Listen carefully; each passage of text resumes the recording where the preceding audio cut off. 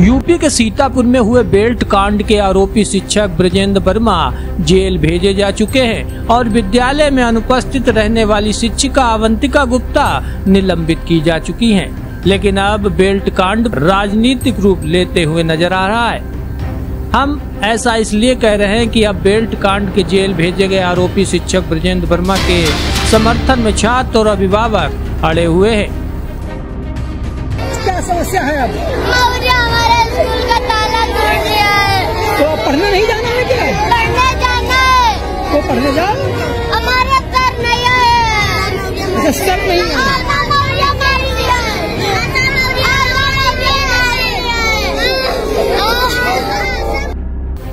इसी क्रम में सीतापुर के महमूदाबाद क्षेत्र के नदवा प्राथमिक विद्यालय में बड़ी संख्या में छात्र छात्राएं व उनके परिजन स्कूल के बाहर जमा हुए और शिक्षक के आने का इंतजार करने लगे। कड़ी धूप में खड़े खड़े इंतजार करते करते कक्षा 4 का छात्र नरेंद्र अचानक बेहोश हो गया, जिसे आनन फानन में परिजनों ने उपचार के लिए निकटवर्ती स्वास्थ्य केंद्र पहुंचाया, जहां उसकी हालत फिलहाल स्थिर बनी हुई है। जानकारी के अनुसार विवाद के बाद विभाग ने अस्थायी रूप से विद्यालय में शिक्षण कार्य बाधित न हो, इसके लिए एक अन्य शिक्षक को अटैच किया।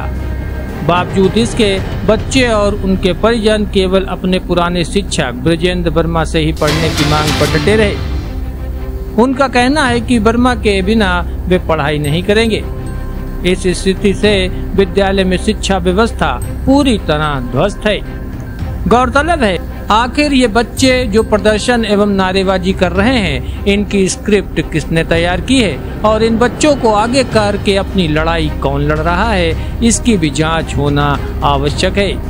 वहीं इसी बीच आज शिक्षा विभाग के ADG basic Shyam Kishore Tiwari belt कांड की जांच करने सीतापुर पहुंचे।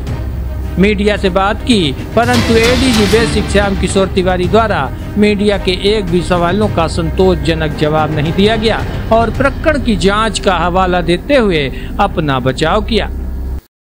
जांच जैसा पता है, वायरल वीडियो के प्रकरण में डायरेक्टर बेसिक महोदय द्वारा जांच दी गई और जिलाधिकारी सीतापुर की तरफ से मैडम एसडीएम मैडम नामित हैं। तो जांच में स्कूल पे गया था, जो नदवा प्राथमिक विद्यालय है, वहाँ गया था।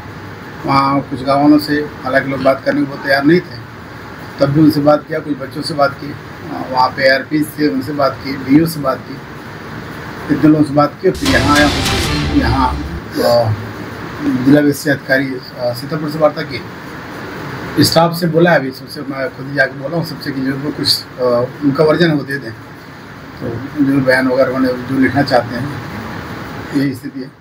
देखिए, आप मीडिया से हैं तो इसमें मैं एक चीज़ कहूँगा, किसी भी चीज़ को अगर उसको अंतिम रूप में आप उसको निष्कर्ष देते हैं तो उसकी जांच पड़ताल ठीक से हो जानी चाहिए। और वायरल ऑडियो की पुष्टि कहीं से अभी तक तो नहीं हुई है, कहीं से कि न BSA ने बताया कि उनसे कोई बातचीत हुई है या आरोपी शिक्षक दे दें। कोई अगर किसी के मोबाइल की रिकॉर्डिंग मिले तो मैं उसको कहूँगा वायरल ऑडियो है, मैंने मौजूद है। आज की डेट में AI जनरेटेड क्या चीज़ें हैं, इसकी सत्यता बिना फॉरेंसिक लैब से तब नहीं कही जा सकती, इसमें वर्जन देना कठिन है। क्या कारण रहा कि एक शिक्षक को इतना उग्र होना पड़ा? ये तो शिक्षक ही बता पाएगा क्यों उग्र होना पड़ा। BSA साहब ने बताया। BSA साहब का कहना है कि उनसे केवल इतनी बात हुई थी। देखिए, उग्र होना और जो उन्होंने हरकत की है, इसके बारे में किसी के बारे में भी हम बहुत सारे मंच हैं जिस पर अपनी बात रख सकते हैं। यदि आप मुझसे अगर कोई बात असंतुष्ट होंगे तो आप यहीं नहीं रुकेंगे, आप फिर DM साहब के पास जाते हैं, आप इसके ऊपर जाते हैं, तमाम जगह जाते हैं। तो कहने के लिए, हमारी बात कहने के लिए एज ए सरकारी कर्मचारी हमारे पास बहुत सारे मंच होते हैं।